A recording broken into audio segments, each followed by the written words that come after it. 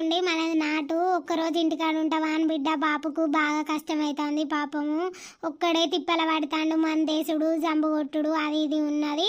రేపు ఒక్కనాడు ఇంటికాడ ఉండవా అని బిడ్డ పోయే వెళ్ళండి నుంచి ఆఫీస్కి.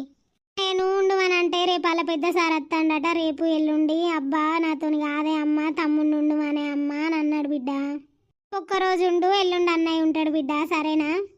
సరేనే అమ్మా ఉంటే తీయే. అయ్యో గింతగానని చెప్పండి నానే పాపం పాప ఒక్కడే కష్టపడతాండు. సరేనే ఉంటే తీయే. అగో మళ్ళీ నప్పతట్లోడేంది ఉంటుంది అని అంటాడు. అగో చూసినావా మా బావగానికి ఏమో ఏదో పని ఉన్నదని ఆఫీస్లో కూడా సార్ వస్తాడని తప్పించుకుంటాడు. ఈ నప్పతట్లోడేమో మళ్ళీ ఉంటుంది అని అంటాడు. ఇంకెన్నిసార్లు చెప్పాలి మొద్దు దానికి ఉన్నీళ్ళకి ఎన్నిసార్లు చెప్పినా మా జోలికి రాకుండా మళ్ళీ వస్తారు. అగో మళ్ళీ ఎందుకు వచ్చినావు అత్తమ్మా? మళ్ళీ ఏం లోలలు పెడదామని వచ్చినావు? ఏందే శ్వేత నేనేం లోలలు పెట్టించినావు? ఊకే నన్ను చూస్తేనే కొడతలేవు ఎందుకే రావద్దానే నీ ఇంటికి?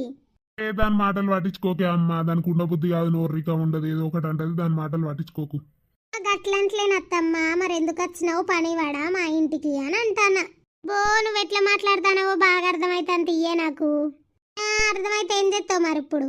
ఏయ్ నువ్వు నాడు లోపలికి నీకు ఎక్కువైతున్నాయి మాటలు. సరే గాని రేపు నాకు షాపింగ్ పని ఉన్నది. రేపు నేను షాపింగ్ పోతానా ఈయన రాడు నాటుకు సరేనా? ముందే చెప్తాను మళ్ళీ నాతో లొల్లి పెట్టద్దు. ఏయ్ నీకేం షాపింగ్ పని ఉన్నది? నాకు చెప్పలే షాపింగ్ పోదామని. ఇప్పుడు సడన్ గా మాట మారుతాను ఏంటి? అయ్యో ఎల్లుండి పోయో తీయరాదే షాపింగ్కి. మామయ్యకు ఒక్కనికి కష్టమైతుందే పాపం. ఒక్కడి ఎత్తాండు కానీ ఉండనియ రాదే ఒక్క నాటికి. నీ పెద్ద కొడుకు నువ్వు అంటే కాదా అచ్చి ఏమంటే కాదా జంబు కొట్టమంటే కొట్టాడా? నామ కూడా కావన్నా ఓకే. నేను ఎట్టన్నా పోదాం అన్నప్పుడే నీకు ఏదో ఒకటి గుర్తుకొస్తుంది కదా అత్తమ్మ. మమ్మల్ని సంతోషంగా బయటికి కూడా పోనీయో బయట తిరగనియో. ఏందే సిట్టి